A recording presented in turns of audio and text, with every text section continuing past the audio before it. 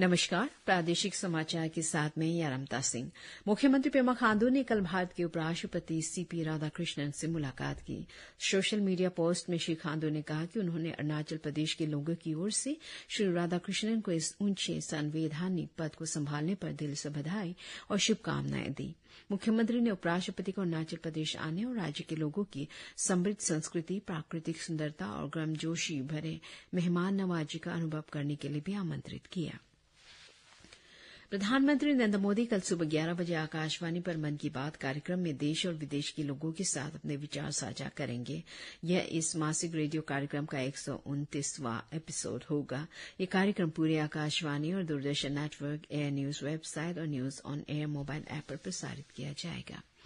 इसे AIR news, DD news, PMO और सूचना और प्रसारण मंत्रालय के यूट्यूब चैनलों पर लाइव स्ट्रीम भी किया जाएगा। आकाशवाणी हिंदी प्रसारण के तुरंत बाद क्षेत्रीय भाषाओं में भी कार्यक्रम का प्रसारण करेगा। उप मुख्यमंत्री चाउना मैन ने एक सोशल मीडिया पोस्ट में ईस्ट कामेंग जिले के सेप्पा की मदांग रांगमो और रैनियांग रांगमो के समर्पण की तारीफ की, जो पुरानी सिक्कों से चूड़ियां बनाने की सदियों पुरानी कला को जारी रखे हुए हैं और पीढ़ियों से चली आ रही परंपरा को बचा रही है। उन्होंने कहा कि ऐसी स्वदेशी कलाएं प्यार, पहचान और सामुदायिक मूल्यों की प्रतीक है और अरुणाचल के कारीगरों को सपोर्ट करने से न सिर्फ सांस्कृतिक जड़ों की रक्षा होती है बल्कि स्थानीय आजीविका भी मजबूत होती है, जिससे सुनिश्चित होता है कि ये पुरानी परंपराएं भविष्य की पीढ़ियों को प्रेरित करती रहे। अरुणाचल के indigenous youth federation, all Papum Pare indigenous youth organisation और ऑल निशी यूथ ऑर्गेनाइजेशन ने आज आकाशदीप से टेनिस कोर्ट ईटानगर तक एक बड़ी मशाल रैली निकाली, जिसमें कथित अवैध बांग्लादेशी प्रवासियों को देश से निकालने और अनाधिकृत धार्मिक ढांचों को हटाने की मांग की गई। पूर्वोत्तर के युवा इनोवेटर 29 और 30 दिसंबर को बेंगलुरु में Indian Space Research Organisation ISRO में North East students programme for awareness, reach and knowledge on space, North East sparks batch 8 में 2 दिनों के लिए हैंड्स ऑन लर्निंग, खोज और प्रेरणा के लिए तैयार हो रहे हैं। नॉर्थ ईस्ट स्पार्क्स पूर्वोत्तर क्षेत्र के छात्रों को अत्याधुनिक टेक्नोलॉजी, देखने जाने माने वैज्ञानिकों और इंजीनियरों के साथ बातचीत करने और इसरो के अज्ञात मिशन की खोज के बारे में जानकारी हासिल करने का मौका देता है, जिससे वे साइंस, टेक्नोलॉजी, इंजीनियरिंग और मैथमेटिक्स में अपना भविष्य देख सके।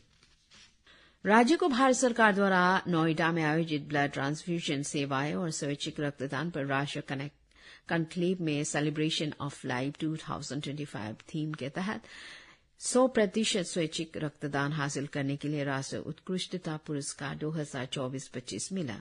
इस उपलब्धि ने जीवन बचाने के प्रति राज्य की असाधारण प्रतिबद्धता को उजागर किया, जिससे यह रक्तदान प्रयासों में भारत के अग्रणी क्षेत्रों में शामिल हो गया।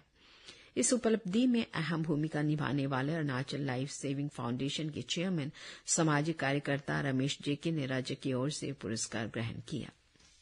आज ईटानगर में पहला Donyi Polo cultural and charitable trust annual gurukul meet आयोजित किया गया। 2 दिन के इस मीट में सभी गुरुकुलों के छात्र, मेंटर और शुभचिंतक एक साथ आए। छात्रों ने खेल, साहित्य, पारंपरिक मंत्रोच्चार, योग और दूसरी एक्टिविटीज जैसे प्रतियोगिताओं में हिस्सा लिया।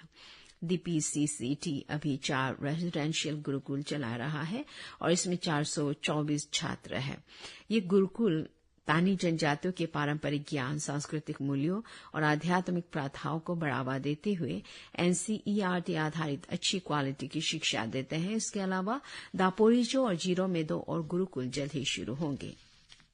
कई पानियर फुटबॉल क्लब द्वारा आयोजित याचुली निर्वाचन क्षेत्र फुटबॉल ट्रॉफी 2025 के 4थे संस्करण का आज औपचारिक रूप से उद्घाटन किया गया। सभा को संबोधित करते हुए याचुली के एडीसी लिखा तेजी ने युवाओं से अनुशासित और नशामुक्त जीवन जीने का आग्रह किया।